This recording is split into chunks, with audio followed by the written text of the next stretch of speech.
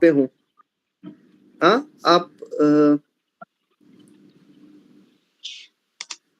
मैं एक बार रिफ्रेश कर रहा हूँ पेज को। रिफ्रेश करिए। हाँ, यूट्यूब में इसमें खोला हूँ।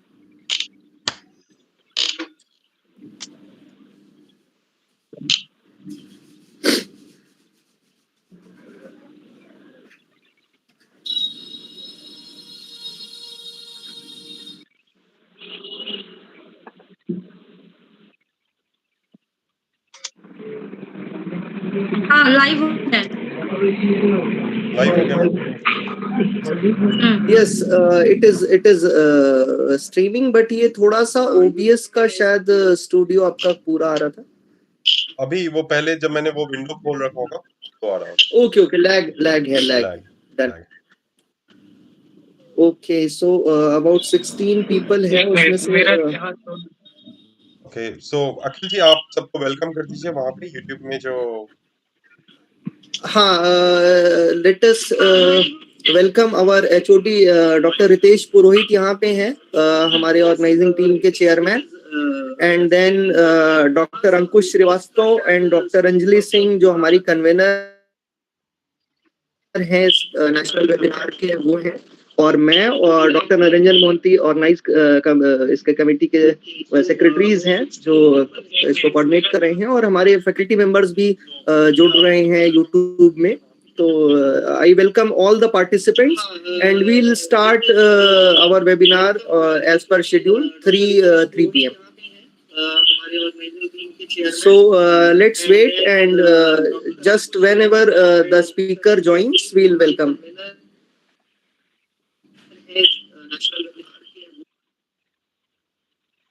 दोनों में आवाज इको करेगा। असम चौधरी सर ज्वाइन कर रहे हैं, ठीक है, मैं उन्हें इन कर रही हूँ। Okay.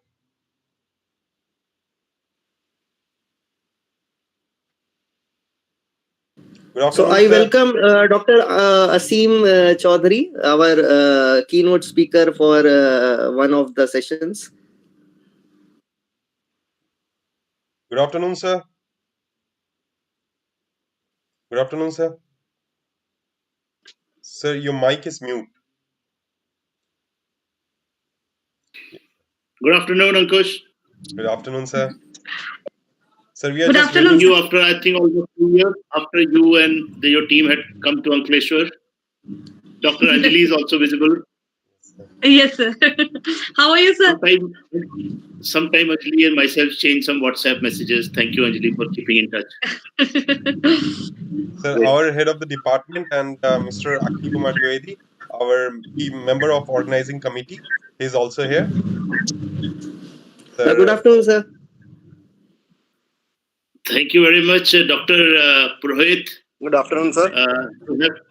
Namaste, and to have invited me for this such an important issue which has been unrolled by Modi ji 2 months back, the national education policy, which was actually a need of ours for so many years. You know, we had right of education, right was there, but in a capsule manner, we needed a policy at a national level to Yes.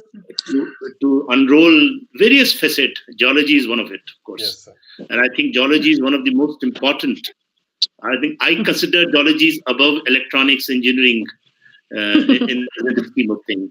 I must tell you. And how the geology in over 30 years in India has transformed the life of many students. Because engineering is still, I personally feel, except a couple of 20 colleges or less than that, have made a mark. But geologists of India had made really significant mark, whether it is in oil and gas industry or whether it is in hydrocarbon application, mining, zinc, carbon, whatever. Indian geologists from GSI, which is 40 years, 50 years old, engineering is hardly 2 decades. But geology has been a building block, much larger than engineering, I feel. Yes, sir. Yes, sir. Yes. So that way, I congratulate the entire. Sir, Yeah. I also welcome our another speaker, Mr. Amit Singh, who is the country manager. Hello, everyone. Yeah, he will be giving talk on professional courses in geology. So we are happy to have you, sir. Thank you. We are waiting for our one more speaker, Professor CB Serma, who is who will be joining in a short while. And we are happy to inform you, sir, that for this webinar, almost 380 participant has been registered, and they are from 100 different institutes from 21 states and 3 countries. So we are glad that we are together on this platform today, and Great. looking forward for your talk. So just we will wait for a few more minutes for our Professor CB Verma sir. In the meanwhile, you can share your experience, or you can talk to our head, Dr. Ritesh Purohit sir. Dr. Srivastav, VC and Dean is also likely to join the platform shortly. Sir, actually today our university is going to create a world record by organizing 155 webinar in a single day. That's great. Yeah, and its aim is to enlighten the society about national education policy. So the VC and their team will be joining, and they're not going to sit in the whole webinar, but anytime they can join, just look after it. Okay. Great. Yes, sir. So, Dr. Amit Singh, welcome to this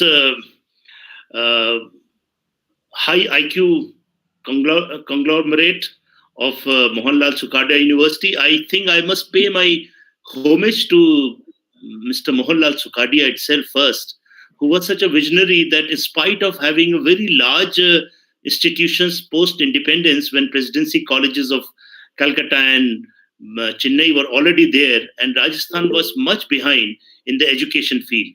His leadership skills, I was reading a few months before, when after Dr. Anjali came, a lot of universities are there, but when I was doing research on Mr. Mohanlal Sukhadia, at the age of 25, he was the youngest chief minister of independent India at that point of time. And in spite of a political figure, he took the two most important thing in any developing country. One was health and second was education. And his outlay of Rajasthan way back in 69 was higher than the national average.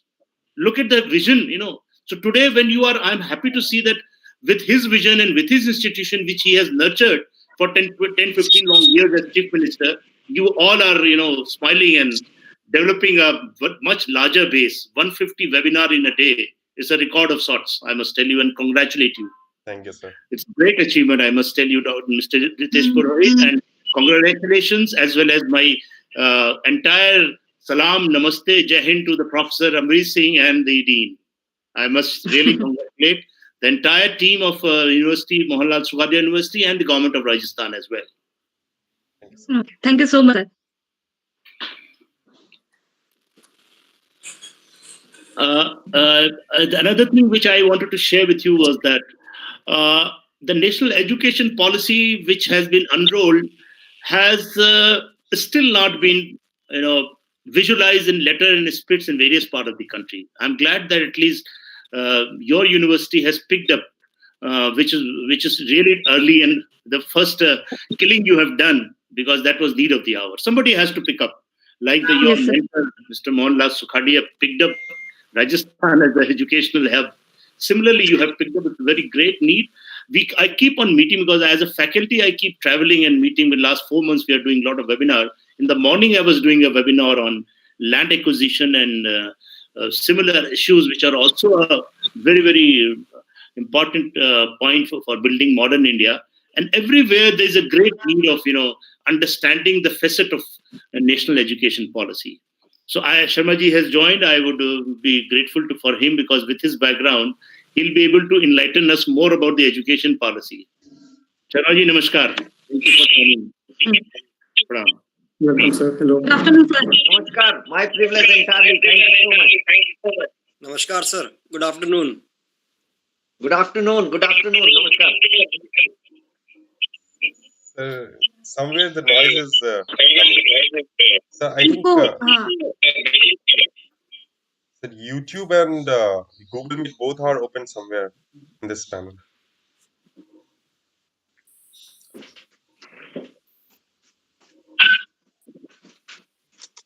Good morning, sir. Sharma, sir.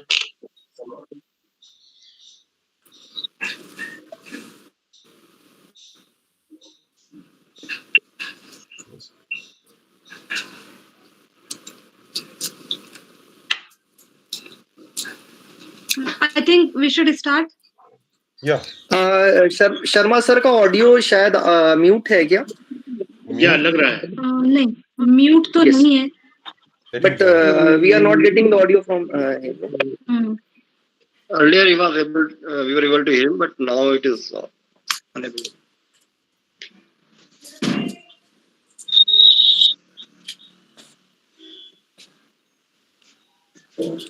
So please, can we ensure like none of us has opened both the platforms like YouTube and this Meet? Otherwise, it will create some sort of echo. So I request everyone to either be on this Meet or on the YouTube. So, yes. Maybe Sharma sir का link तो दिखा रहा है.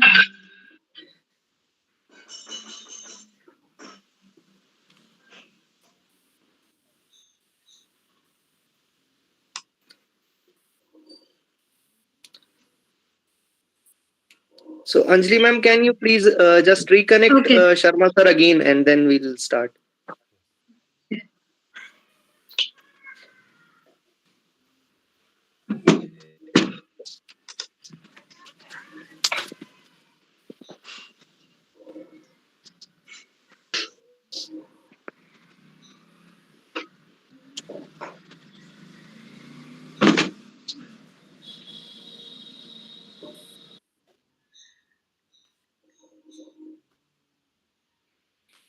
We are just waiting for Sharma sir to connect. Then we will start with the welcome address by our head of the department, Dr. Ritesh Purohit sir. Sir, when Sharma sir will join, you can continue with the welcome address and introduction of the speakers. Okay.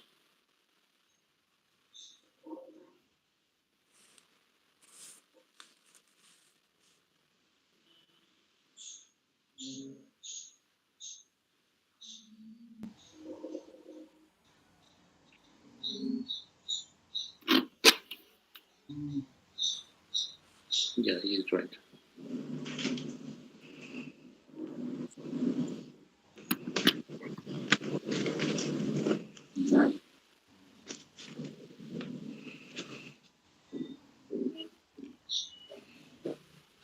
Good afternoon, sir.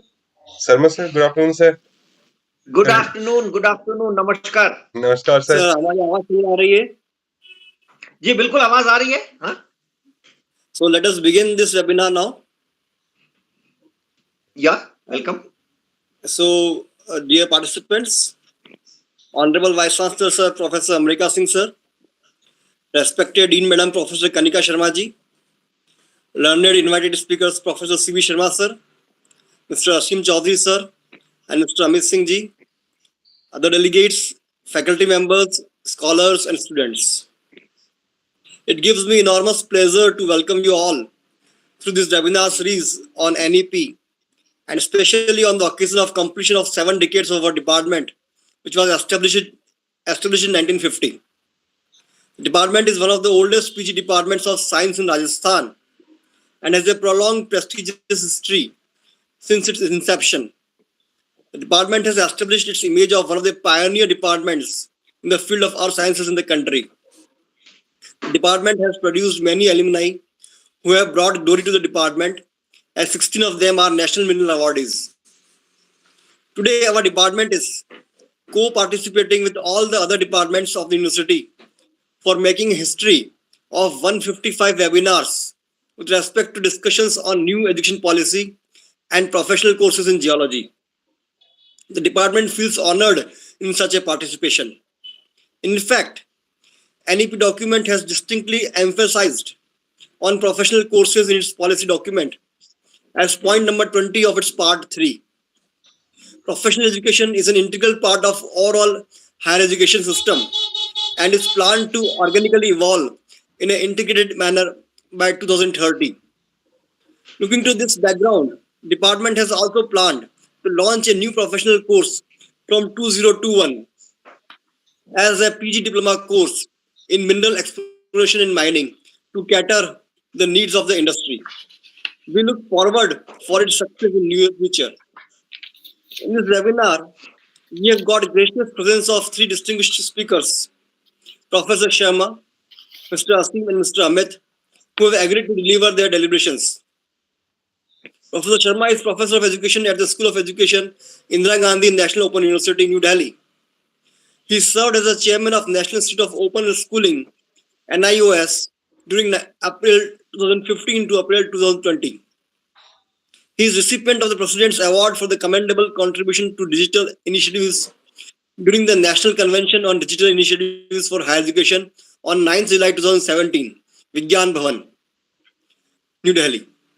He has also been the director of the Distance Education Program of the Sarva Shiksha Abhiyan, DEP SSA, and MHRD IGNU project. Besides him, Mr. Asim Chaudhary is the current president of the Replenish Foundation, which is a charitable trust for enhancing higher education. He was general manager at ONGC and served the company for 27 years at various executive levels. Today, he will be sharing his experience as a faculty of capacity building at ONGC and will prepare our students for the industry. Mr. Amit Singh is having 14 years of experience in the industry. At present, he is looking after Bicep Lab business management and development in India. Previously, he was managing the company business in Kuwait and handling the strategic key account of Kuwait Oil Company. He will enlighten us on professional courses in geology. I again wholeheartedly welcome all the three of you. I sincerely hope that participants of this webinar will be highly benefited by your deliberations. The team of assistant professors of the department, including Dr. Anjali, Dr. Ankush, Mr. Akhil, and Mr. Niranjan, have worked a lot for the success of this webinar on a short notice. I congratulate all the faculty members for this preparation. Now I hand it over to the convener again. Thank you, sir. Thank you for your welcome address and introduction to our speakers. Now, I would like to again emphasize that on this platform, today almost 380 participants has been registered till now, and we are live on YouTube. For the convenience, we are using this platform, and the whole screen is live on YouTube channel.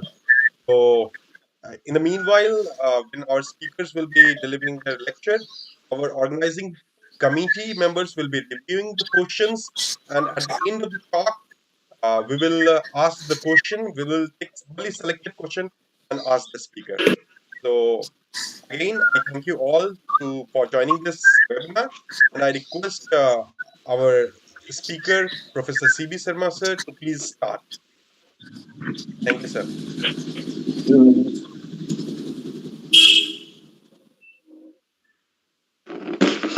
Thank you so much, Professor Ritesh Purohit ji, the Honorable Vice Chancellor Mohanlal Sukhadia, University, Udaipur, Sri Amrika Singh ji, Anjali, my co-panelist Asim Chaudhary ji, and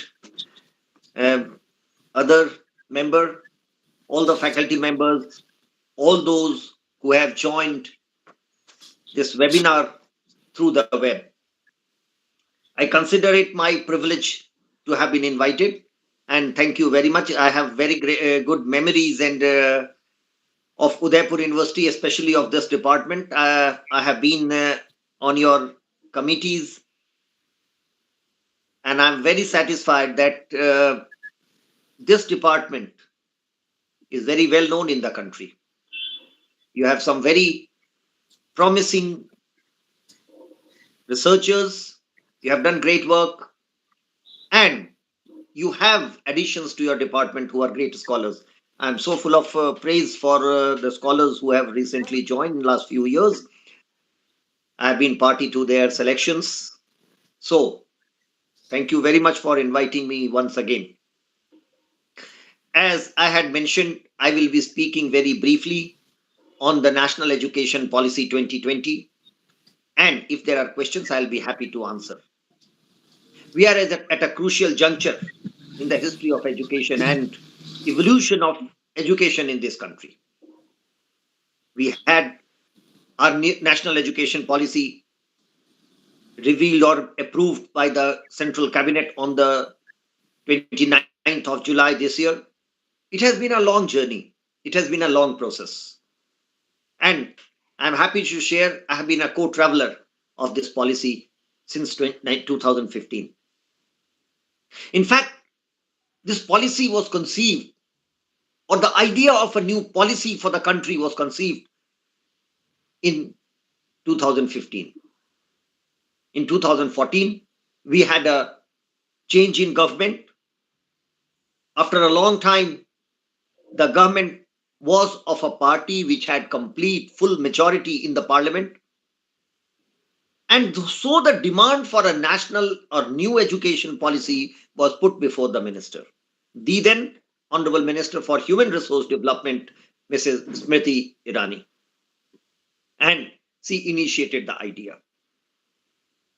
You can see clear implications or impact of the then Minister Smriti Irani on this policy. You can also see impact of the next Education Minister, Mr. Prakash Javadekar.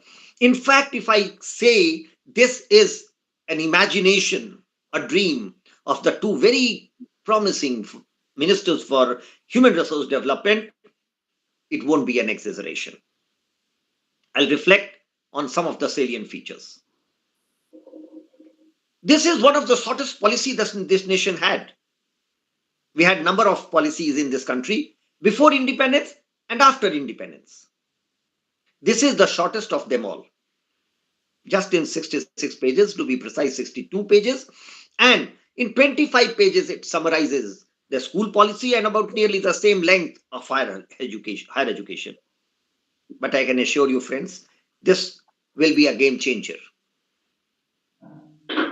The only policy that I can think of which is shorter than this is the Macaulay's policy of 1835. And you will agree with me when I say that we have not been able to undo what Macaulay wanted through his minutes of 1835. The 1835 brought about changes in Indian education, which has impacted our education, in fact, our lives, our nation, since 1835. A major change that Macaulay brought was to put our languages, our classical language, on the back burner and put English center stage. This policy will see a large number of Indian languages grow up in this country. If we have one great asset of this country, it is so many languages. We have more than 3,500 languages in this country, which have all great corpus of knowledge in those languages. We have only 22 in the 8th schedule, but all the languages, which are also a large number of them are threatened languages, they have all great corpus of knowledge in them. But we never cared about them. Look at the policies before independence, after independence. Every policy says every child must be provided education in the mother tongue. This never happened. This policy has reiterated that and ensured this will happen. So all those children who are not speakers of the major language of the region will be able to study in their mother tongue. Khadia, Ho, Mundari, Santhali, Maghi, Maithili, Bhojpuri. All these languages will be language of education or medium of instruction in the lower primary. The second major change that this policy brings is that a large number of children in this country or families do not or cannot afford 3 meals a day. The policy says all those poor children or those children coming from poor backgrounds will be provided breakfast. We introduced the Midday Meal scheme a few decades back. That has been a great success, and large number of children come to school for the Midday Meal. But this was the understanding of our Honorable Minister Smriti Irani, who emphasized on both these points. One was that children don't get education in mother tongue. You teach them in a major language of the region. In Rajasthan, all the children do not speak Hindi. They have regional language, Marwadi, Bewadi. How do they understand? How do they remain in the class without understanding? So all children of Rajasthan would not have to study in Hindi now. They would be taught in their local languages, Mewari, Marwari, Bundeli, Haroti, and all these languages. Similarly, those who are poor and are first generation learners will get breakfast in the morning, a nutritious meal, so that Mrs. Irani always insisted, Sharma ji उन लोगों का सोचिए जो बच्चे रात बिस्तर में बिना भोजन किए जाते हैं, बिना खाए जाते हैं और सुबह बिना कुछ खाए.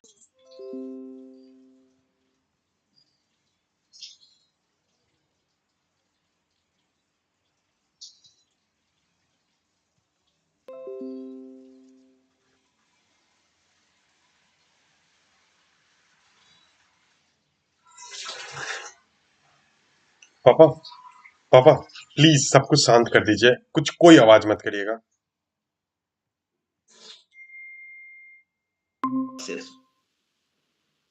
This is not the first time that the school structure is being changed. We had change in school structure before as well. In the past, this will be another major departure. In higher education, I have little time. I have about 20 minutes that I have been said. I will like quickly like to make some very important interventions or highlight them so that we can have discussion. You will be surprised to find that nowhere in the policy it has been said that we will not have coaching institutes. Everybody expected that coaching institutes will be definitely discussed and a solution will be found. We have not. We have deliberately not. We intend to transform the system so that coaching classes, coaching industry automatically dies its own death. What will happen? We had a very watertight compartment of school education.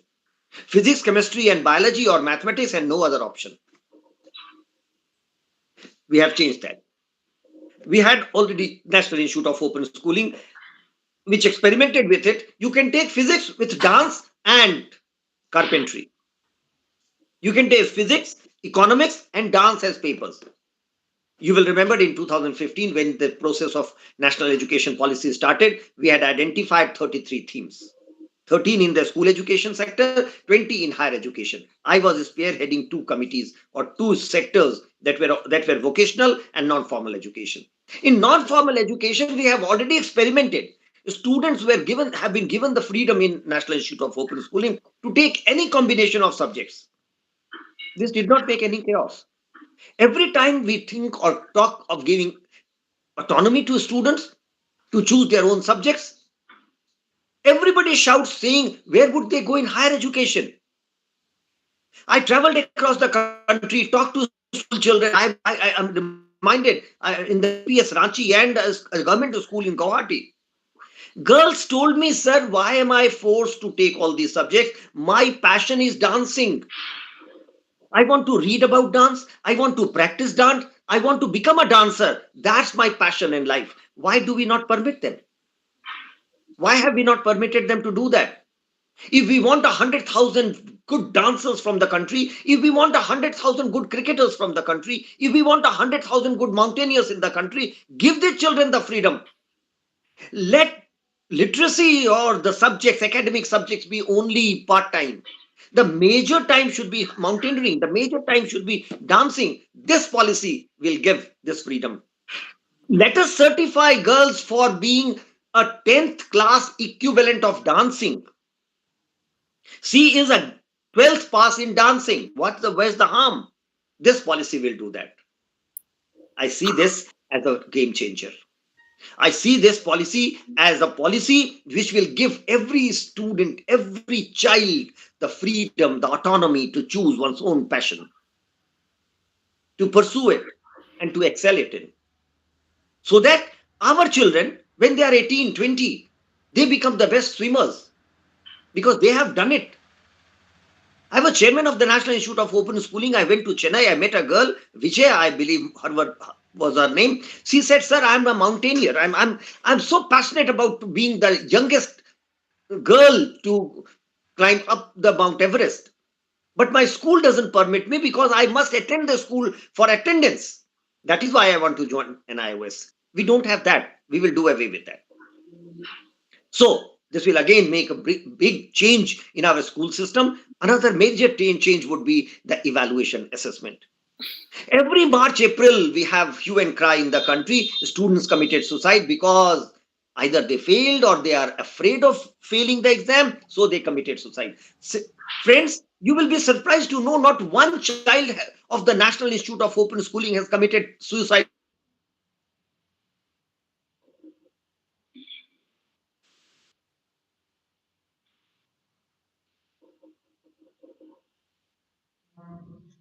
Your exam. If you're not happy, rewrite. Write again. Why should exam be one time?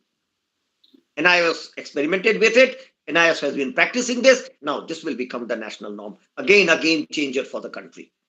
Similarly, there are other changes in school education, but I will come to higher education. And one intervention in between that, there have been policies, there have been reports about teachers and their welfare, but never much happened. I'm sure, friends, you will see a great change in teaching profession. On the 29th of July, this policy was approved by the Central Cabinet. 31st, the ministry shot a letter to all the states. 7th August, the Prime Minister addressed the teachers. This is rare. Never before a Prime Minister or any person of that stature addressed the teachers directly. The Prime Minister addressed on 7th of August and again 11th of September. And the major emphasis of the Prime Minister was, we have given a policy. We have come up with a policy. I only want to tell you, the Prime Minister said, the political will is there. I am with you. Now, I depend upon principles. Find me an example from anywhere where principal of a school, the class teachers have been addressed, have been given this place except our classical literature. You will find that teacher center stage.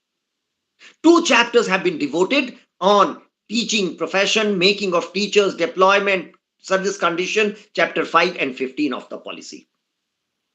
I am very sure the teacher would be center stage in times to come. The Prime Minister directly addressed the teachers and said, now you take upon yourself to implement it well. And if the Prime Minister says that, we can rest assured this will be the guiding force of the government and the nation. In higher education as well, we are going to witness major changes. Please remind me of the time, because I am not very sure of the time, and you will have to tell me when I must stop. Says So, 5 minutes remaining. You don't have to worry. Yes, okay. So higher education as well is going to witness major changes. Did we push our school children to higher education, doing 3 years of undergraduate, then 2 years of masters, and then n number of years of research? This has not been the scheme of major universities and the best universities. They do not follow. Even Delhi University had experimented with 4 years degree program.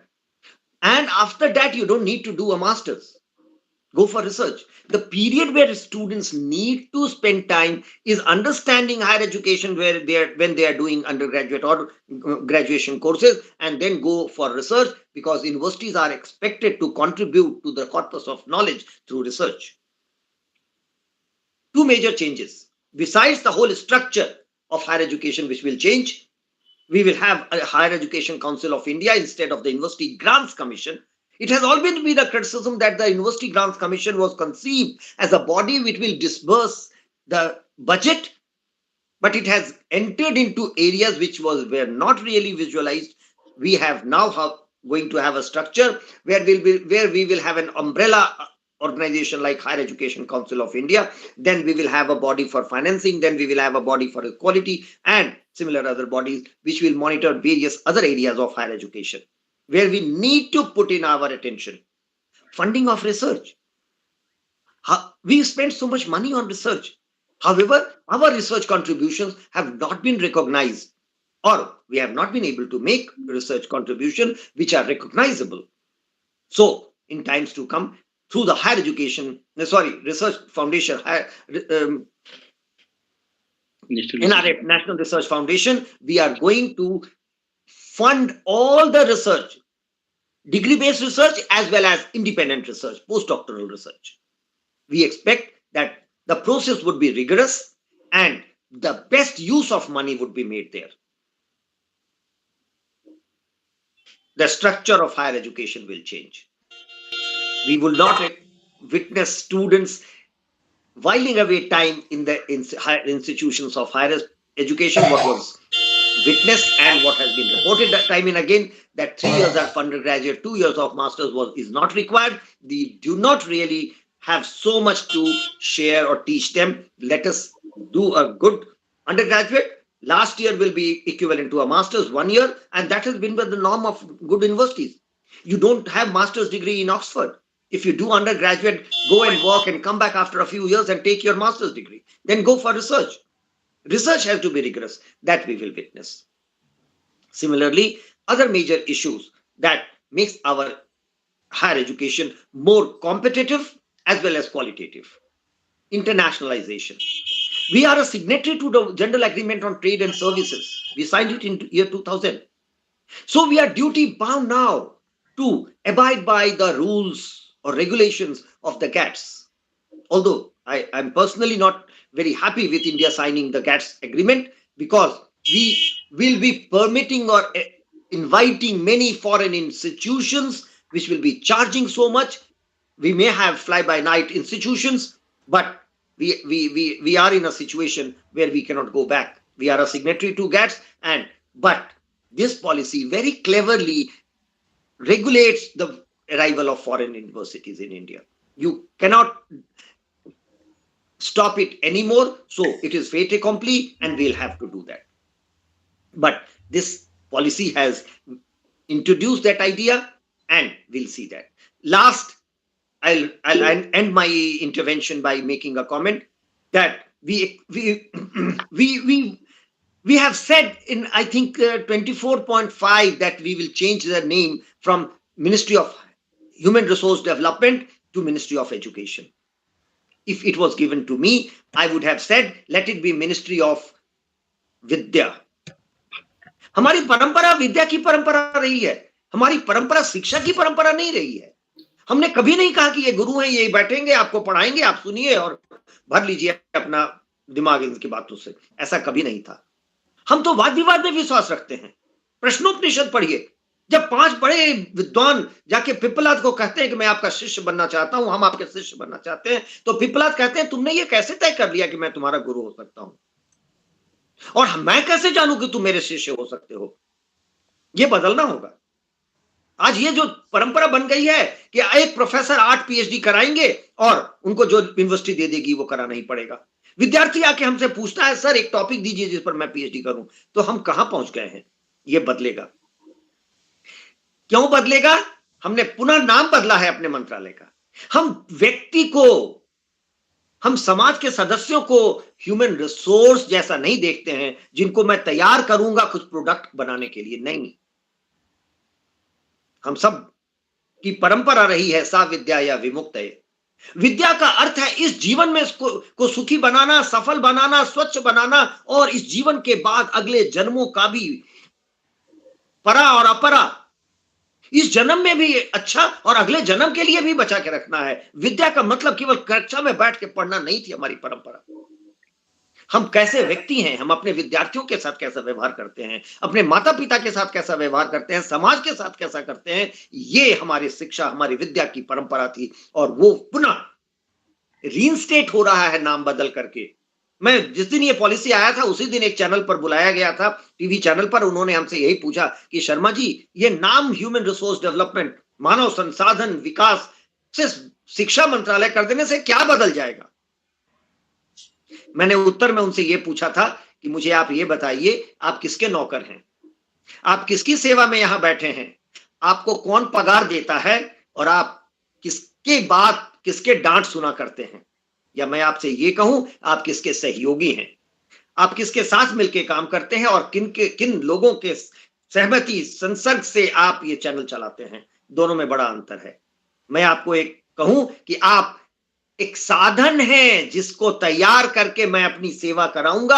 आप human resource हैं जिसको develop करना है। और ये कहूं कि नहीं, हम सब भगवान के बनाए हुए हैं, हम सब में भगवान है, हम सब भगवान के अंश हैं। तो कितना अंतर पड़ जाएगा सोच में, ये सोचने वाली बात है। और यही अर्थ है इस नाम के बदलने का। मेरा ऐसा मानना है कि ये जो शिक्षा नीति आई है 2020 की, ये देखने में छोटी है, कम शब्दों में लिखा गया है, लेकिन इसकी तुलना अगर हम करें तो शायद मेरे हिसाब से इसको मैकॉले के मिनट से तुलना करना होगा कि आने वाले समय में पीढ़ियां याद करेंगी कि 2020 में एक ऐसी नीति आई थी जो भारत के न सिर्फ शिक्षा परंतु भारत के स्वरूप को बदला और हम सब के जीवन के तरीके को बदला।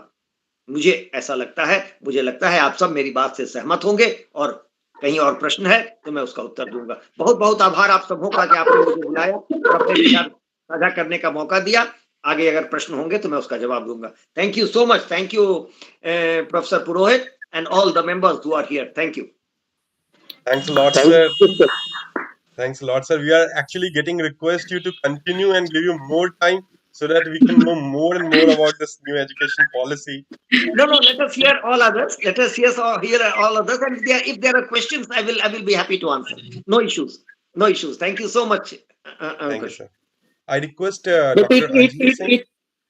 Hello. It was really nice talk, and in future we'll have some more longer lecture from you. It was really nice. Yes, sir. So kind of you. So kind of you. Thank you so much. I request our organizing committee member to ask any queries regarding this talk. In between the talk, there was no questions in the YouTube. So in case panel members or organizing members, they can ask now. Hello, sir. Yes. Sir, your talk was really enlightening to us.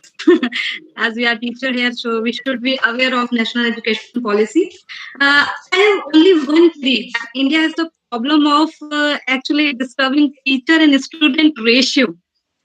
And we are introducing mother languages in academic institutions for each subject.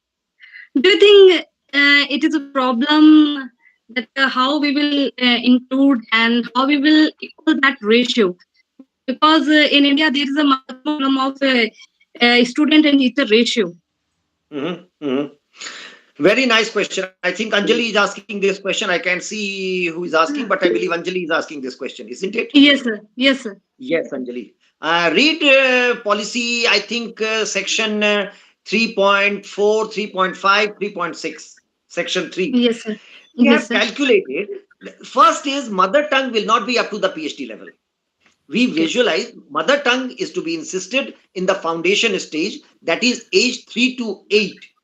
The problem was the first generation learner, children of poor families, dropped out because they were not provided education in their own language. Those children who came from families where Hindi or major language of the region was the language, they remained in the school, their rest dropped out. Effort is to retain children and give them a place where they can feel at home. So it's not that mother tongue will be continued right up to the PhD level.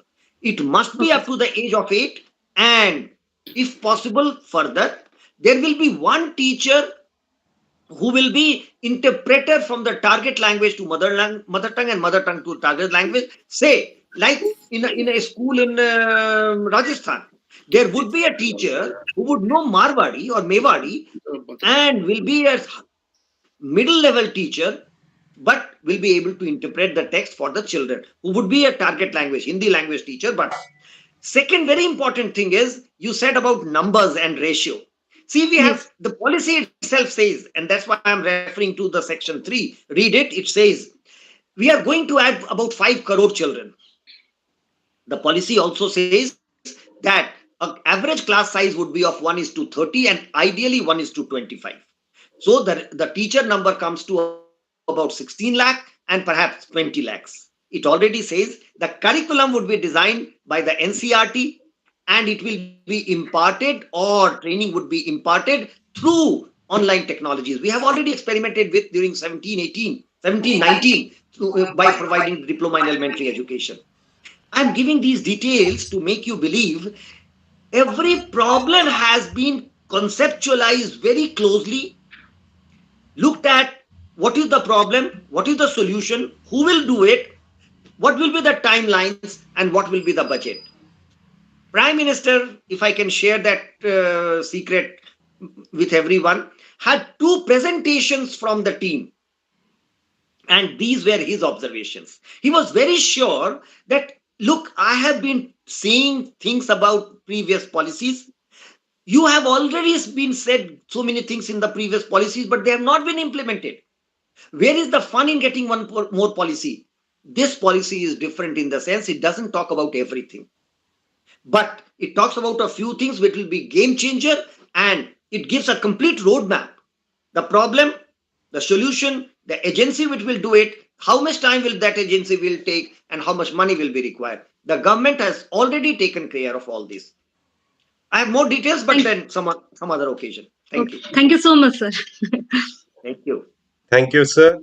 I will request our Professor Harshbul sir and Professor S.R. Jakar sir. If you have any doubt or query regarding the talk, you can please ask. Sir, I think there's no query. Thanks a lot for your sir talk.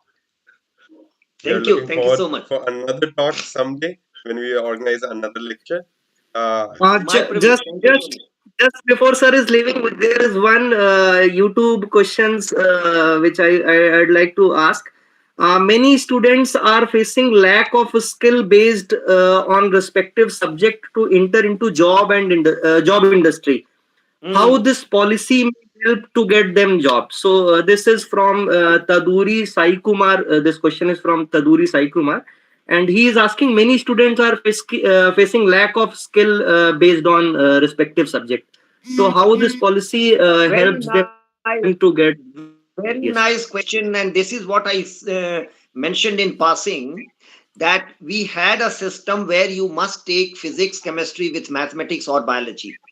The consequence was that once you have studied physics, chemistry, and biology or mathematics, you only have to enter a medical college or an engineering college. Now, there were children who wanted to study physics along with music and do dancing. Now, we have done away with that watertight compartment. And we also do not visualize that every student will go to higher education, get a BA degree or graduation degree, and become whatever. We expect large number of students to study, say, agriculture. Agriculture will be a subject. 70% of our people or population depends on agriculture. Why should they be forced to look for a job? We want to make them job creators. So perhaps a large number of them would be studying carpentry and go and start their own firm. Large number of children would not like to join higher education. So we will see a retardation of downfall in children 18-20 years who will ask for a job. We may have a full generation asking for financial help to start their own industry, their own small firm where they can employ 3, 4, 5 people. We can never handle the situation of giving a government job to everyone in this country. We have to make them self-employable, and that this policy will do.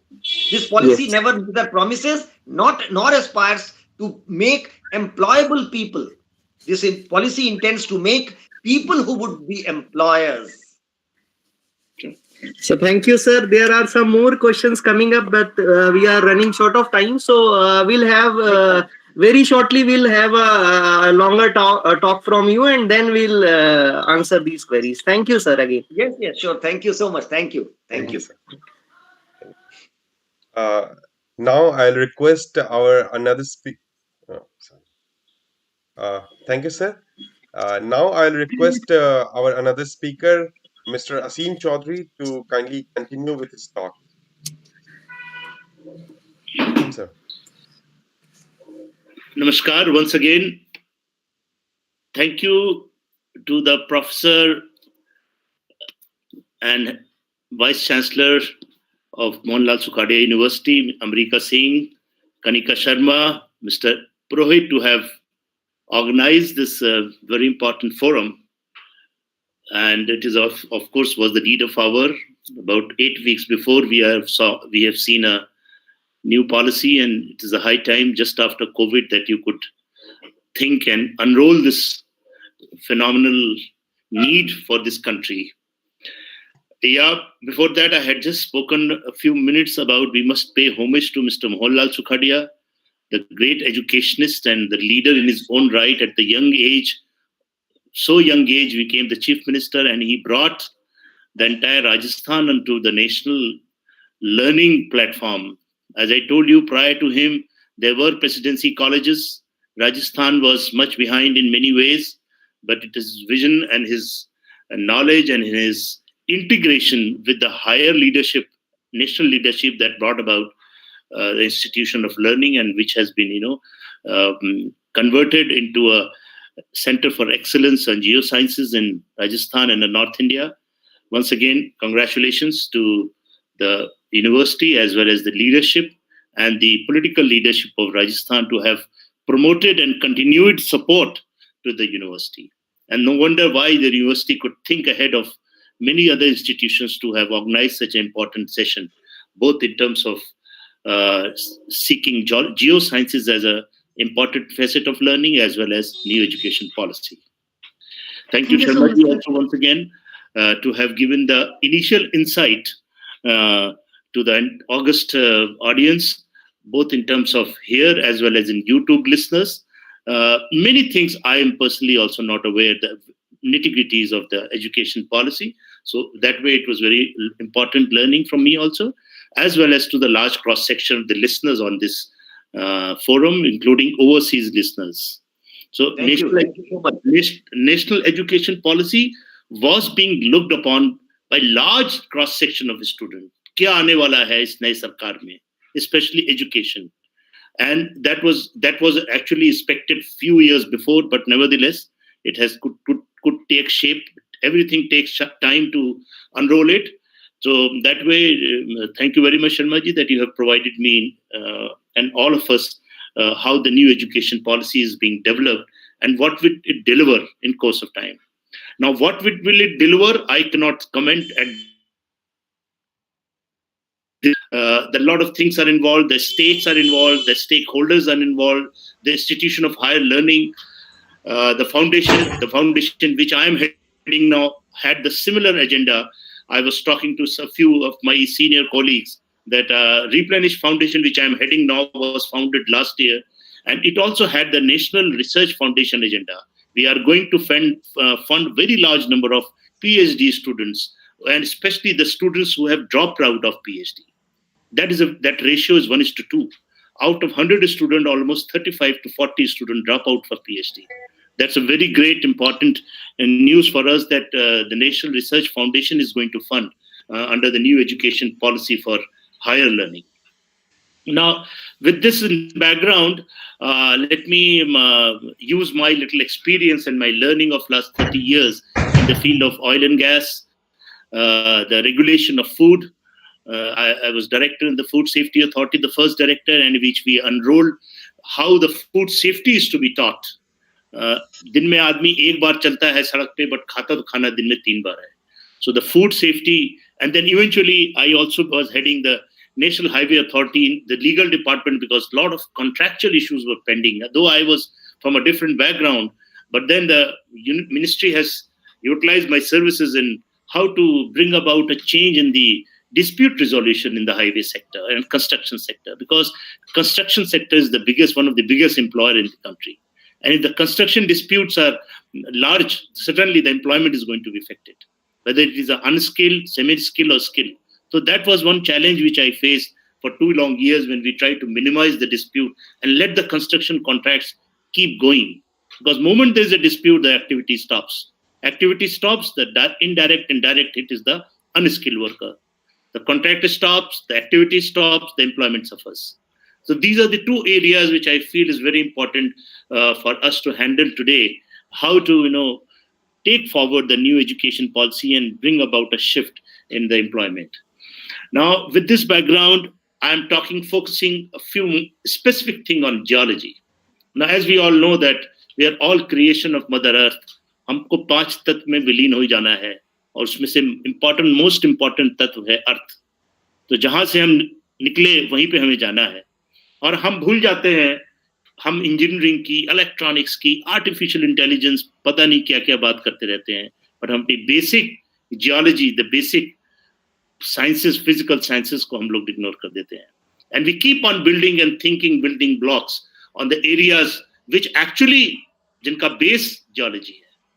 So with this background, I feel that it is very great important for this country to nurture and further take forward the institutions like Mohanlal Sukhadia University and the Geology Department to take forward this science, the geoscience.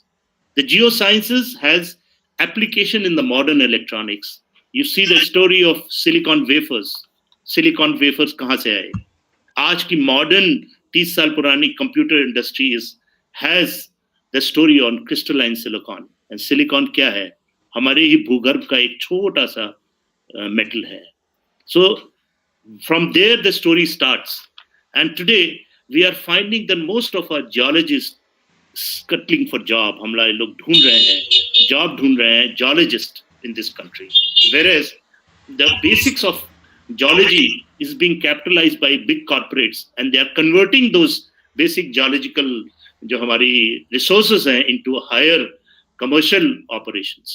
So मेरा मानना ये है that the geology being the basics of hydrocarbon industry, जो आज से 10 साल पहले हमारी एनर्जी का बेसिक नीड था, ऑयल एंड गैस, कोयला, कई सैकड़ों साल से वही चला आ रहा है. After the Kyoto Protocol, after the Rio Convention of 90s, when the environment was being thought as to be highly being depredated, when it was thought that hydrocarbon is going to affect the environment much badly, the shift started. But for so many years, coal, oil and gas were the basics on which we were thriving. My energy need नहीं पे थी. And there was a need for geologists, the need for a geoscientist specialist. Similarly, in the field of our mining, जब तक हम खनिज निकालेंगे नहीं, जब तक हम खनिज संपदा को हम प्रमोट नहीं करेंगे, and there was a need of geologists. I remember when I was in university 3-4 decades back, the GSI and ASI used to be one of the biggest repository of knowledge. उस समय के GSI के एक geologist से बात करते थे हम. हमारी family में one of the director was UP Mineral Corporation का one geologist, and he was great repository of knowledge, and not only oil and gas, but the entire geosciences. So geoscientists have a great future, I feel. Now, if we talk of oil and gas and hydrocarbon sector, we should not only think of commercial application of our knowledge. In geosciences, a geologist has an application as a safety manager in an oil and gas company and in a hydrocarbon company. And a geologist has a knowledge sharing as a converting his knowledge using artificial intelligence into higher learning. So geologists who are facing the glut, who are finding themselves scrubbing for jobs, they have a very large future in the modern world. The agriculture equipments, the mining equipments, the oil and gas equipments, all of them need great amount of metallurgy. And metallurgy without a geologist is incomplete, I feel. So therefore, in studying engineering, studying management, studying IT, until you are an expert in geosciences, your pedestal is incomplete. Management is what? How to bring about two resources together. कहते हैं हमारे ज़माने में manage men IT, manage men by intelligence, manage men IT. So that management is not geology. Geology is intensive learning of about what we exist about. So this is very important, gentlemen. I feel still that geology is the mother of all geosciences. We thrive because of geologists. So in oil and gas and hydrocarbon industry, I have come across in 30 years, the major board positions, whether it is in ONGC, whether it is Coal India, in private sector, public sector, Oil India, in private sector and in semi-government sector, the leadership positions have been held by geologists. I can tell you with authority, the first chairman of ONGC, Mr. B.S. Negi, was a geologist. Similarly, Coal India, if you see the leadership position across the globe, whether it is Australian companies, the private sector companies, Vedanta, now coming to the newer private sector which is emerging, all of them have geologists as the key advisors, as the key strategic thinkers, key strategic makers in their business model. So therefore, I feel that geologists have a very great scope in developing the modern India. You name an industry, the automobile industry, which is thriving in the last 2 decades, had to have an excellent metallurgist, and metallurgy without geology is incomplete. Similarly, if you see in oil and gas field, you have all the acreages, all the private sector joint ventures which are happening, wherein you are bringing resources from abroad in exploring newer field, the niche area, and the deep sea mining, the deep sea exploration, the gas hydrates, where the energy is locked up. You have to have a geologist. You can't have a simple manager. You can't have a simple IT man. The IT man has to build on the model which is already there. You are a software expert has to have a basic knowledge of geology. Then only you can write a software. So therefore, I have been talking to, I have also been visiting Indian School of Mines, Dhanbad, which is an IIT. And we have large number of petroleum geologists visiting ONGC very often, just like Mohanlal Sukhadia University, people keep on visiting every year to ONGC and having an on-site learning. Similar institutions like IIT Kharagpur, which have a developed Department of Petroleum Engineering and Petroleum Geology. All of them are in concurrence that this is the greatest, one of the greatest building block for future energy needs of the country. You have solar, Modi Saab has signed a solar alliance.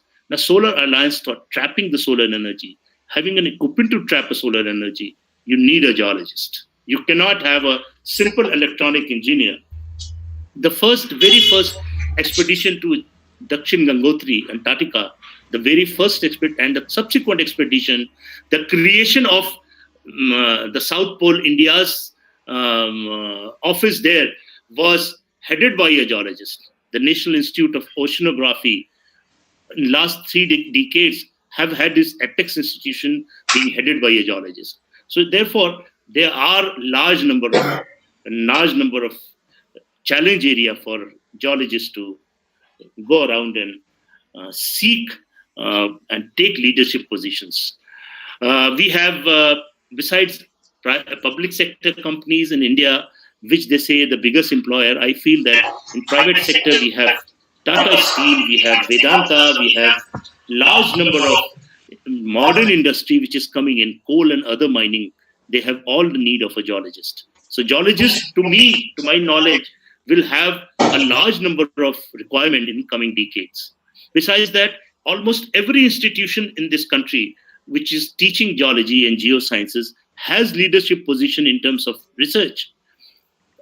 Almost all the institution, I myself from Allahabad University, which doesn't teach geology, but we have Lucknow University and large number of universities. We have at least minimum at that point of time was 5 to 10 PhD positions, besides postdoc and other places. So therefore, we need to have intensive research in geology and geosciences. If you want to build India into a world leader in terms of 5 trillion economy, we need to have people with vision of taking forward their master's education into research and research into postdoc and further intensive research.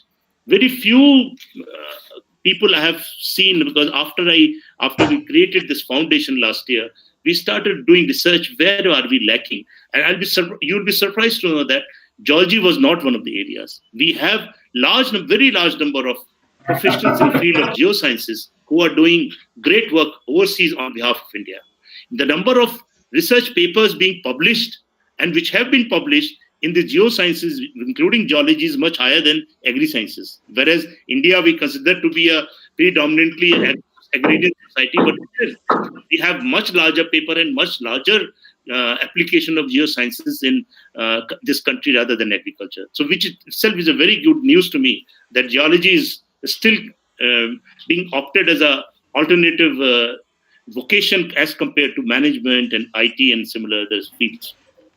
Besides, in ONGC and outside ONGC, we have a scope of paleontology, we have a scope of gemology, the paleontology, the strategic development of geology for application to capture knowledge, disseminate knowledge, and convert the special computer program as a pocket for learning, including for software and diversification. In alternative energy is another very challenging area in India, and until you have a basic model of geosciences, the alternate energy cannot be converted into a commercial energy.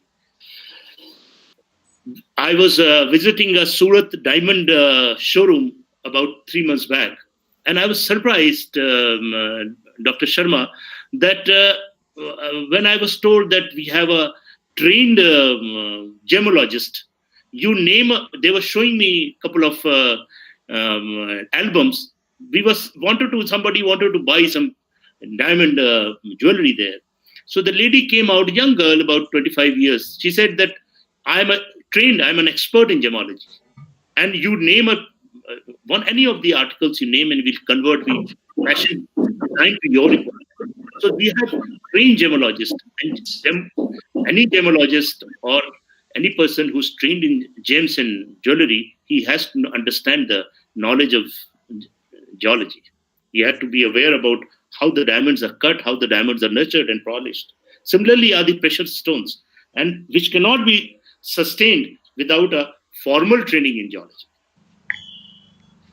India has a very large, seashore, sea line, the thorium sand on the Kerala sea sand, which reportedly were being siphoned out from India. They say that during Congress time, some tons of thorium has been stolen. But besides that, we have very large stores of uranium. We have large plutonium. We have large uranium and thorium resources. The other nuclear material on which the nuclear power can be generated, which all available across different pockets from Bihar to some parts of UP and South India. And therefore, there's a great need of geologists at that place as well. This gives me another insight into what Professor Sharma told me.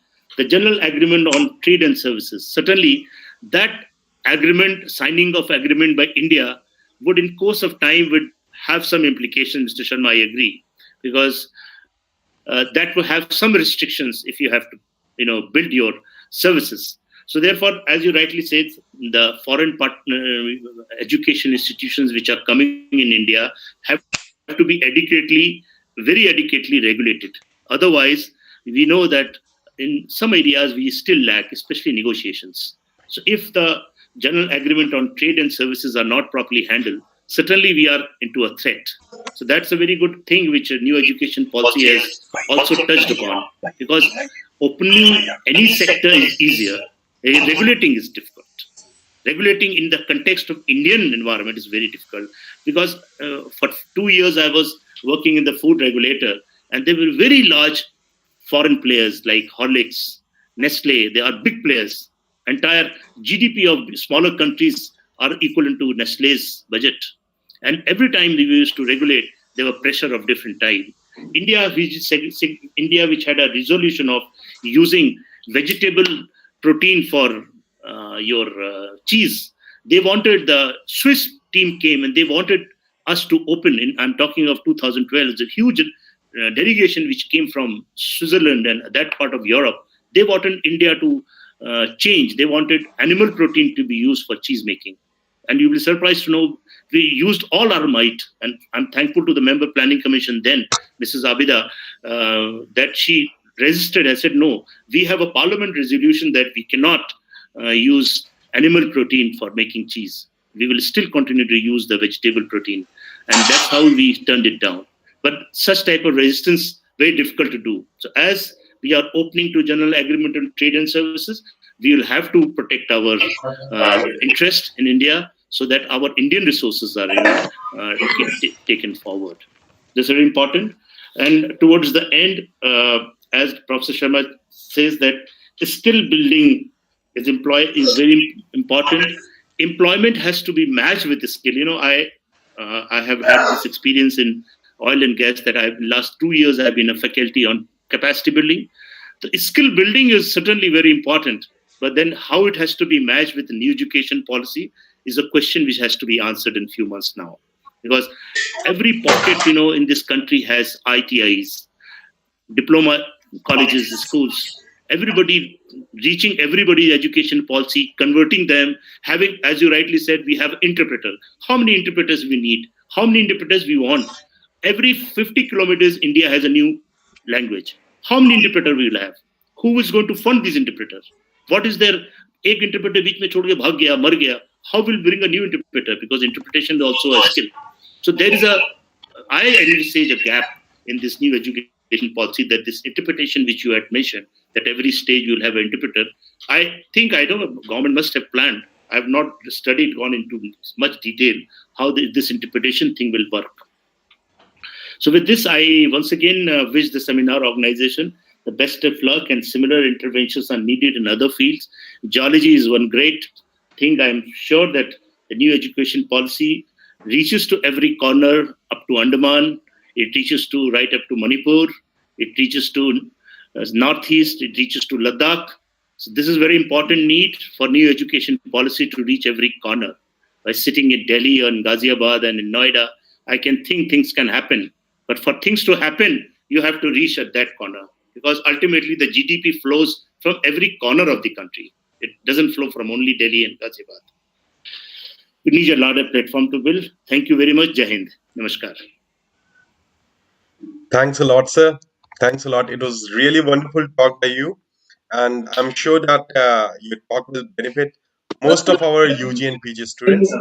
Now I will request our panel member and organizing committee member to ask the queries. So, sir, there are few questions from YouTube. So I'm just asking you. One of it is very specific to GSI. Why GSI is not recruiting that much strength which it has been previously recruiting?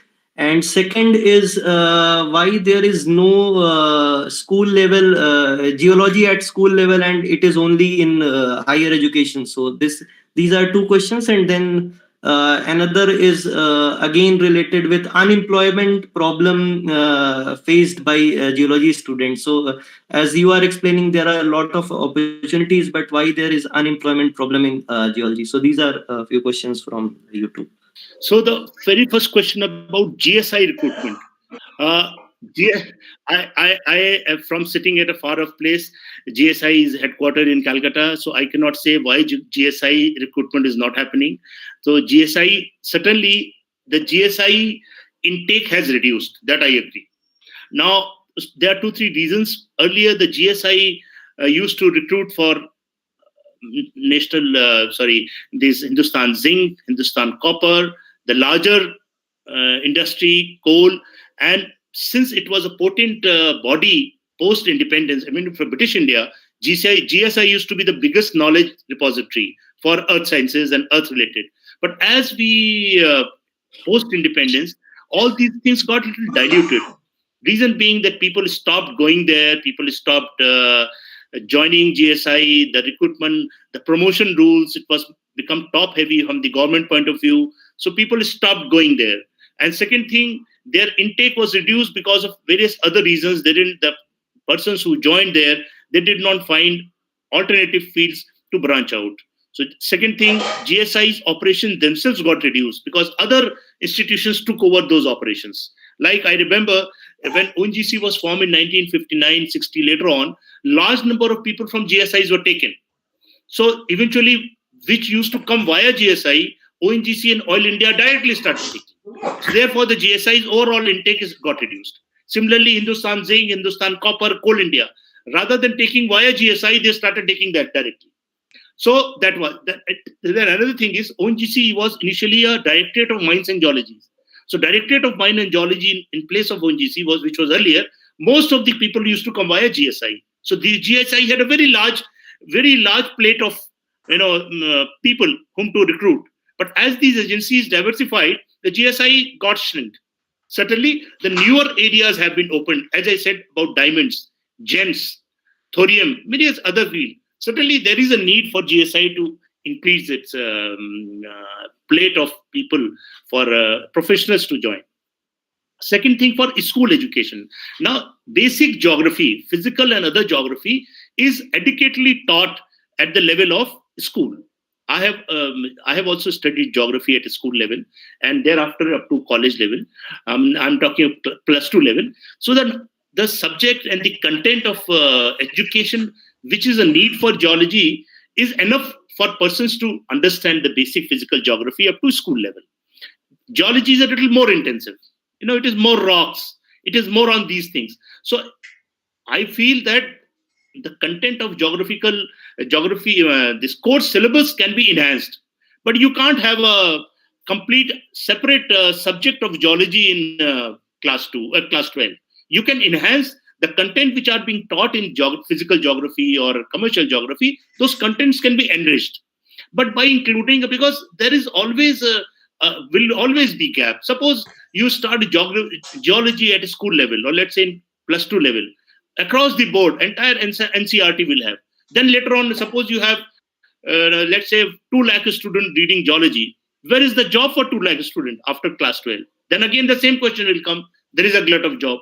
So the best thing is you make them aware, basic geology, basic geography at class 12 level. And therefore, depending upon the interest and availability of his knowledge and other thing, he can join a geology program.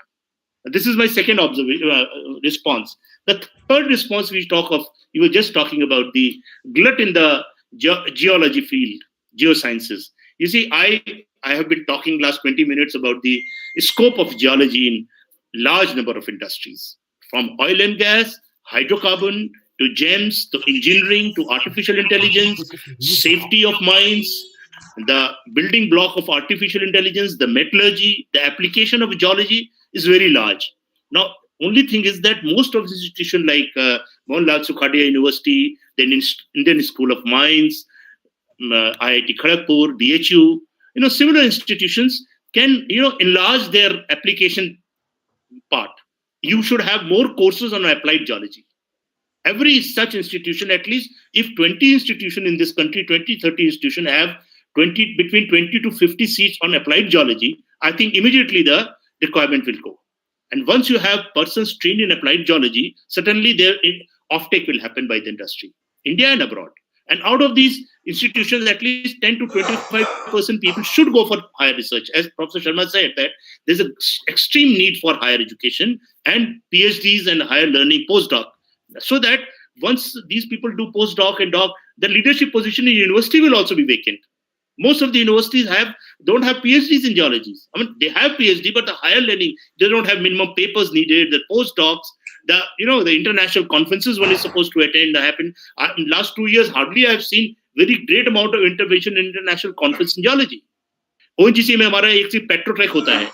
पूरे हिंदुस्तान में 2 साल में एक पेट्रोटेक होती है, जिसमें हमारे लोग जाते हैं. That should be every year.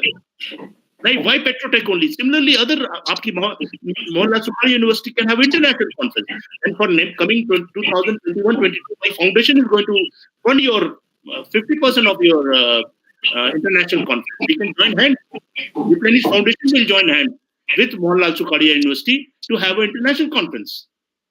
So similarly, the private sector India has to come forward in supporting such research projects and holding conferences in terms of the new education policy. Then only you can see a real transformation happening. Thank you very much. So thank you, sir, for answering the queries. Any more queries? No, not such yet. Thank you. Thank you very much. Okay. Thanks a lot, sir. Thank you, Sharma ji, once again. Thank you, sir. Now, Can I quickly respond to Chaudhary Saab's 1 or 2 queries that he made? Let me share with you that you had raised the question of from where would the manpower come as interpreters. One I would like to share on 14th of October itself. See, the policy was approved by the cabinet on 29th of July. 31st July, the government of India shot a letter to all the state government to form their committees. I am working closely with the government of Jammu and Kashmir and planning their implementation of the policy. I am saying this only to assure you that all state governments are up to it. One, two, you have talked about the interpreter, from where would they come? Already these state committees are looking at the regional languages, and the textbooks etc. would be prepared. The Prime Minister has said 1st April 2022 all these new children will be imparted education in mother tongue, and 14th October this month, last month, the bill has gone already to the cabinet has approved for funding all the activities. 15% of the budget is going to come from World Bank, 53% from the central government, rest from state governments. So I'm mentioning this just to assure you and all those who are hearing that this time, this policy, even though it has not taken all the activities of education, the activities it has undertaken, it is very closely monitoring and implementing. So, Chaudhry, you can rest assured, this time, this won't happen. This is Narendra Modi's policy. And he is a tough man. He knows. And that is why it is a sleek policy. We have not taken everything on board. We have taken a few things, and that will be done. I'm saying all these developments, mentioning these, to just to assure you that the job is being done on a war footing. Thank you very much. Thank you very much. Thank you. Thank you, Sarva sir, again. Thank you, Asim sir. Thank you very much. Now I would like to invite Mr. Amit Singh, the country manager India of Bicep Friend Lab, to give his talk. Amit sir. Thank you, Dr. Ankush. Thank you, sir. Thanks a lot for introducing me. I would like to first thanks Dr. Ritesh Purohit, the head of department, for inviting me to give this talk at this forum. It's great to share the stage with Dr. Sharma and Mr. Chaudhry, both very knowledgeable in the field, and they have given enough to the students throughout the India and outside also, those who are attending. What are the options for them in geology? Sorry to interrupt you, sir. Sir, your video is not working.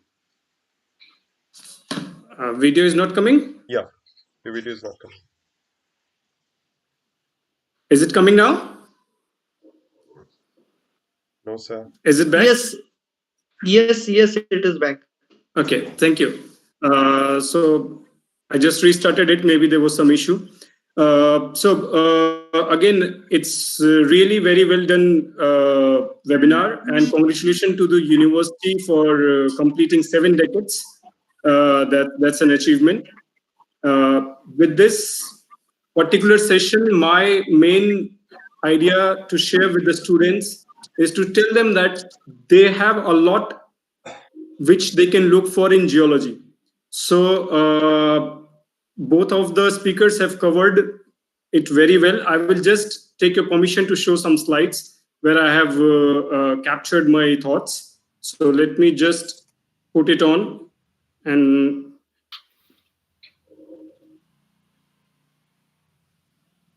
please let me know when you can see it. Yes, we are able to see it. Okay, thank you. So yes, it is visible. I would like to thank my company. Thank you. I would like to thank my company, Bicep Friend Lab, for allowing me to participate in this webinar and use their name during the session. So professional courses in geology. I will start with what we feel when we take the word geology. Who is a geologist? So we all know that we are studying about inside of Earth and what are the processes affecting it, how with time things have changed. To me, what I can say is geology is a science with a pinch of arts and commerce. So although we are studying a science subject, but then we have to be good at many things. All of the science subject, it's a subject which combines everything, as our other speakers have already mentioned. maths, physics, botany, zoology, everything is there. And recently evolving things like artificial intelligence and machine learning, which is becoming a big word now.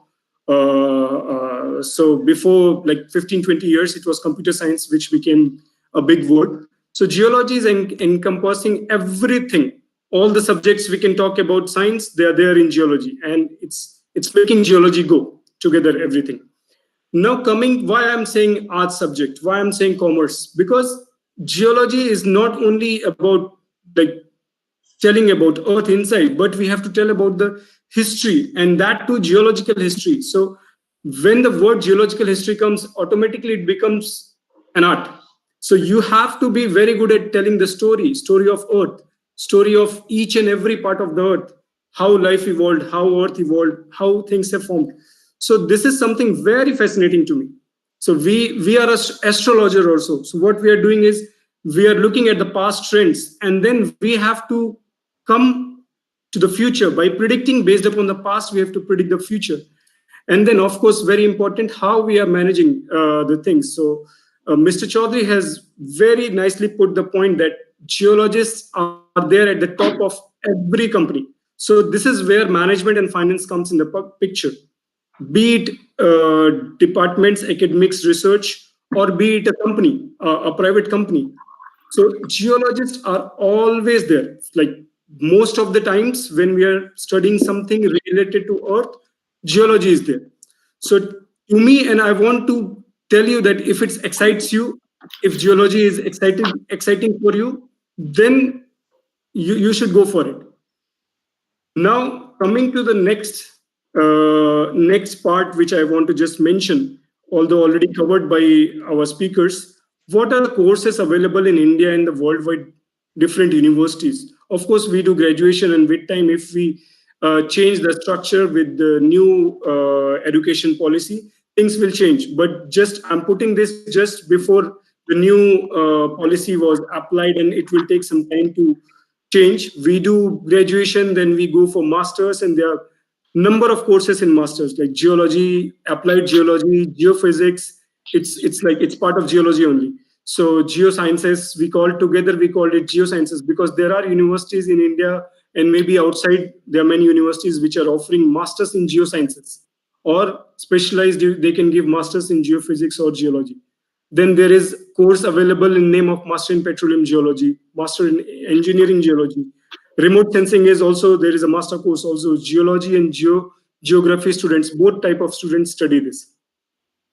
Then of course climatology, micropaleontology, these are the subjects which are there as master's courses. And then we have MTech, we have PhDs, we have postdoc, and then after doing everything, many geology or geoscience students, they go for MBA, because later on they will be leading the companies, they will be leading the top positions in government sector also.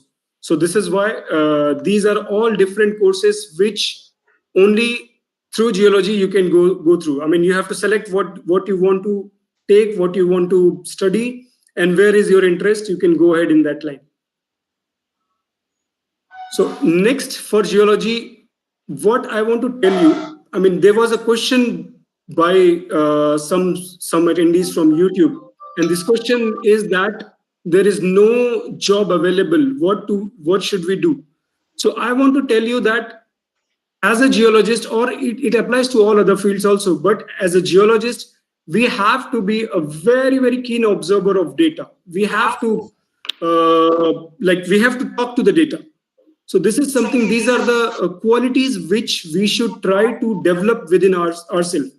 Then once we have these qualities, we are good speakers, we are good listeners, because for a geologist, for a person in oil and gas industry or in mineral industry or in research, data speaks. So when data is speaking, if you're handling them carefully, if you're listening to them, you can really make sense out of it, and you can bring something usable. So you must try to be very, very careful with your data and try to understand what it is trying to tell you. Okay, your interpretation should not be biased. So you should take a look at the data. You should first do your own interpretation. Then you should go to your team members and see what they are doing, and together you can discuss the ideas, and one idea will lead to another idea. So it's basically, if you're agile and spontaneous, you can do all those things. And of course, you have to groom your verbal skills, you have to groom your writing skills. These are the things which will ultimately help you in your examinations, the job examination and in the interview. Then only you will see that you are getting jobs. So of course, there are number of seats which are limited, but then within those seats, if you want to excel, you have to inculcate all these things. Okay, so this is what you should have as a geologist, or what skill sets you should have. But the thing is, there are many other subjects, not just geology. So always remember that every subject is equally good. Be it a language, like you are learning Hindi, you are learning English, or any other language, you can do whatever you want. You can be professor, teacher, you can be researcher in that particular language. You can do very well taking science subject or art subject. So subject does not matter. You can take any subject. It's up to you. But the thing is, now you are in geology. This particular forum, I believe everyone who is here is either geology or from geoscience background, mostly. So is it fascinating for you? Do you love it? Like, are you excited to think of geological time period, how Earth formed, how with time from a single cell animal, it grew to us human beings. In between, many life came and gone, oil got deposited, Earth plates moved from one place to other place. So many things are happening in geology. I mean, from day one of the Earth till today, and it will go to the future also. Is it fascinating for you? If it is, then geology is a subject for you. Then you can think of building a career. If it is not fascinating for you, then if you're not enjoying it, you won't do anything in it. So professional courses in geology means there are many things which can get you job, which can get you enough to earn your bread and butter. But point is geology or geoscience fascinating for you? If it is, stick to it. Now, there is one very big word which is happening throughout the world at the moment, is global warming. But as a geologist, we know that Earth's temperature has varied since the day one. It was very high, it became very low, it again became high, it again became low. And now we are still below the average of Earth's temperature. So why I brought this point is, we are thinking that fossil fuels or hydrocarbon industry or coal industry, these things will go with time. Maybe, definitely it will go with time, because it depends upon the political will of the big nations, how they want to develop their own economy. And then there is a question for controlling the temperature of Earth. Yes, we have to control it because we want to survive more and more. But the point is, one big volcano can erupt so much of CO2 that we cannot fix in thousands of years. So we know that as a student of geology, that global warming is something which is there and it will come. There are periods of glacial and interglacial periods. Warming will come again. We cannot do anything, but in a small time span, we must try to conserve the things. That is why we are talking about global warming. And of course, it's a business for many people. So I supported that we should control the temperature. Now, another reason why I brought this point, if fossil fuels are going to extinct, if they are going to be like finished, or we want to stop the use of fossil fuels and move to renewable energy like solar or this and that. But there is a big challenge over there. Renewable energy means you have to produce it and continuously use it. That is one form. Like if there is no sun, we are struggling. How will we use the solar? So what is important is, when you are going to make the energy from renewable sources, you have to store it also. When we talk about storing, it comes to batteries, good quality batteries. And Mr. Chaudhary has already mentioned, we need a lot of minerals which are required to make batteries. We have to go and do mining. And what comes in the picture? Geology. So guys, geology is there. It will definitely take care of you if you love it. That is the only message. But from my side, why I brought this global warming in this forum is that even if due to global warming, the hydrocarbon industry or coal industry, it goes down and down, something else will come. Minerals are required. We can do a lot in mining and mineral sectors. So geologists are always required. And one very small thing which I wanted to, a concept which I wanted to give you, maybe you already know, but how geology is important here.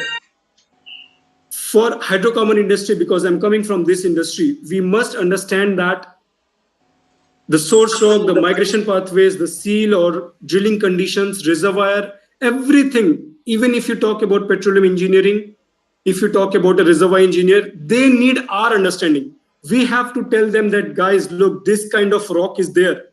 In this rock, you will have this much of porosity, you will have this much of permeability, you will have this much of source rock content, or maturity will be like this. You can expect this much oil. The models we will give them, the prediction we will make for them, they will use that information to drill a bit.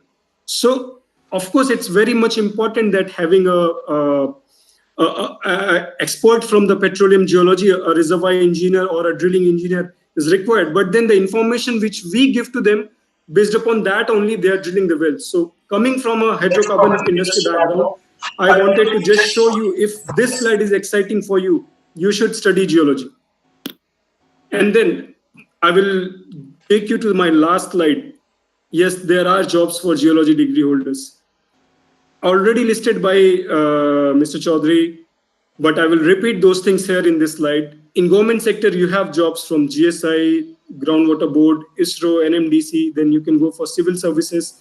And then worldwide, you can go to different agencies, different government bodies. In research, we have so many research institutes in India, Vadia Institute, NIO, NGR, IPR. So they're there, many of them. And again, I know many of Indian friends who are working in the research institutes in different countries, in USA, in Europe, in different countries. So it's open for us. Now it's a global village. You can go anywhere. Just that, remember the slide on the skills. If you have those skills, you can go anywhere. In the academics, you have central universities, state universities, IITs, private universities are coming. National policy, we discussed that foreign universities will come sometime soon in India. If they come, they will have geology positions. So it's not that we won't have jobs in coming years. We will definitely have jobs for geology. Then my sector and Mr. Chaudhary's sector, oil and gas.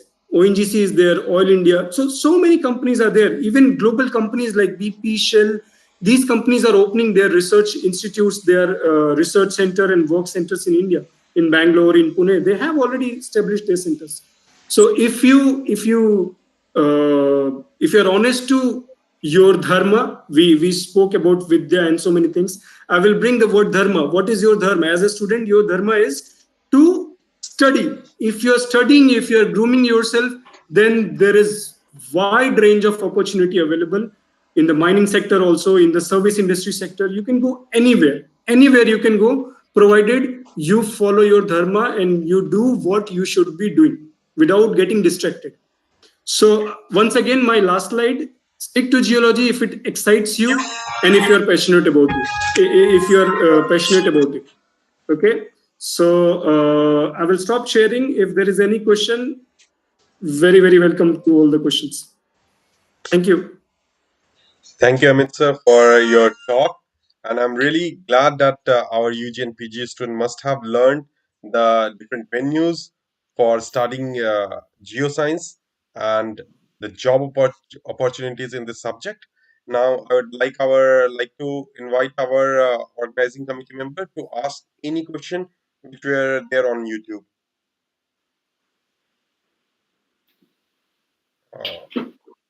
I think there is no such questions on YouTube. So it was really wonderful opportunity for all of us, especially for Mohanlal Sukhadia University, Department of Geology, to have such distinguished speakers to speak on national education policy and the professional courses in geology. Now, I'd like to ask Dr. Anjali Singh to please give a vote of thanks to the webinar. Dr. Anjali. Yes, sure, Dr. Ankush.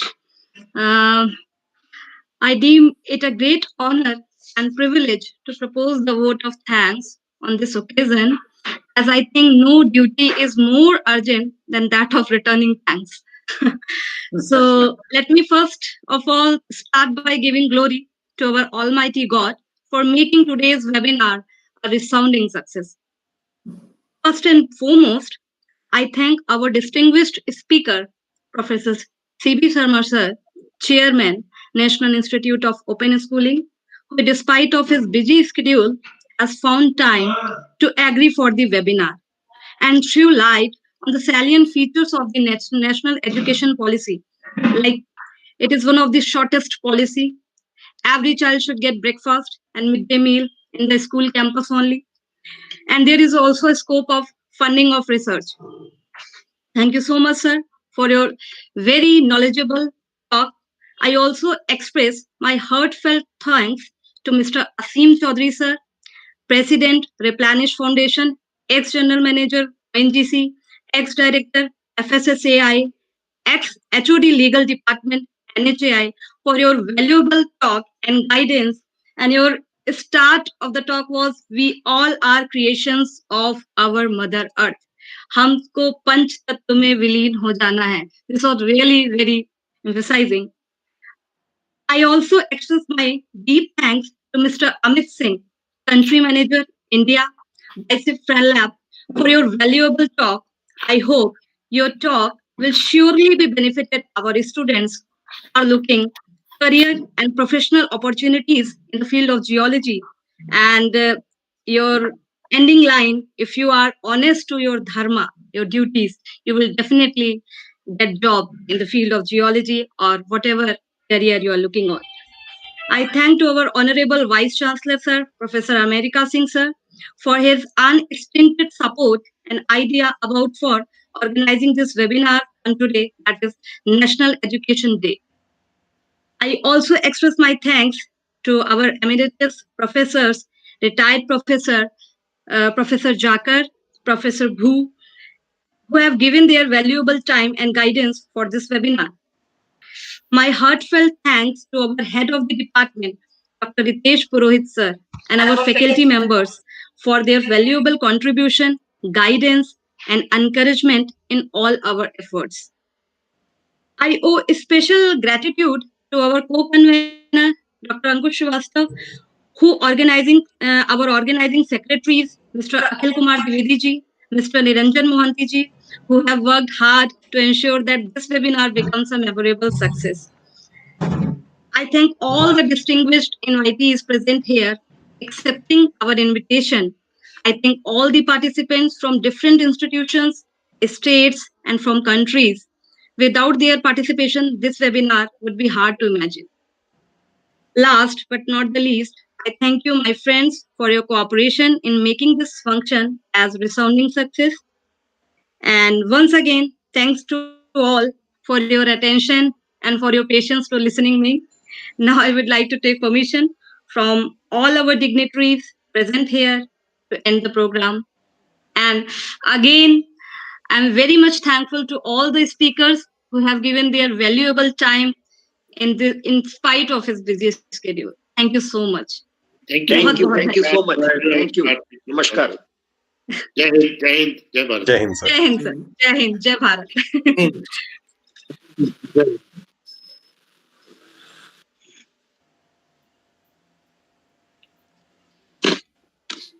Thank you, Dr. Ankush. Thank you, sir. Thank you, sir. My good wishes. Look forward. I think geology, I personally perceive as the one of the most important sciences. Above engineering, above Chaudhary sir, I was looking your LinkedIn profile. In that, there is mentioned that you are from Alvin Talukeda. I think you are from Lucknow. Yes. Sir, I am also from Lucknow. Most welcome, Anjali, anytime. Lucknow, Yes, नवाबों का शहर है. कभी आइए. जी sir. हमारे गरीब खाने पे भी कभी अपनी इनायत फरमाइए. जी सर, मुस्कुराइए कि आप लखनऊ में हैं. Okay, Ankush, nice meeting you, and we are signing off from here. Thank you, sir. Look forward to any other response, any other thing you need. Goodbye. Sure, sir. Thank you, sir. Bye, sir. Thank you so much, sir. Thank you, Dr. Ankush. Thank you, sir. Thank you, sir. My good wishes. Look forward. I think geology. Now we are live on YouTube. Now, Akhil ji, if you So we should close the YouTube session now, so that streaming can be complete now. So मैं बंद कर दूं live stream? Yes. So Okay. thank you all again. Stream Anjali live ma'am, बंद to just disconnect this Thank Google you. Meet and नहीं I'm just writing the. Thank you. They are asking for a YouTube feedback link. Feedback link I have posted. I'll just post again. But you can just stop the stream, and Anjali ma'am request to kindly disconnect the नहीं